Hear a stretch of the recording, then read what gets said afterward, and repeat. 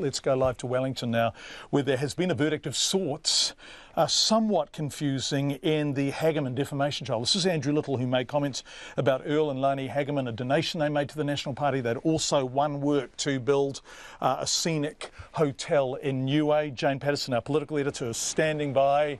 Jane, if I understand correctly, the jury was able to agree on Lani Hagaman, but not able to agree on Earl Hagaman. Is that the case?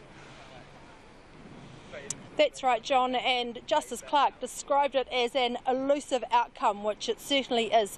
So the jury found that all of the statements relating to Lani Hagaman were not defamatory. They threw out all of those particular matters. But it's a lot more tricky when it comes to Earl Hagaman, and they had a variety of findings, and I'll just go through them.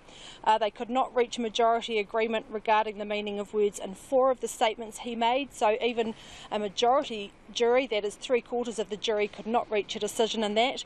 One of the statements Mr. Little made was found not to be defamatory, but there was one statement they did find to be defamatory, but they did not go on to find damages or award damages, because they also could not agree on whether qualified privilege applied in this case, and that's basically the defence that Andrew Little could use to get off that one defamatory statement. This has been a very complex case, isn't it? Because Andrew Little maintained that he had tried to do the right thing, having done the wrong thing in the first instance, and that he had been unable to.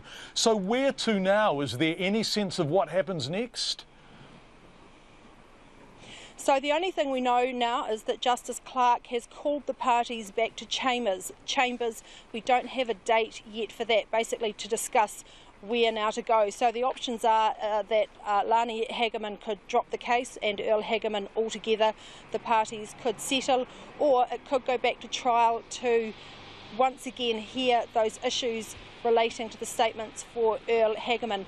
Now, Lani Hagaman did make a brief comment. She basically read a statement out after court.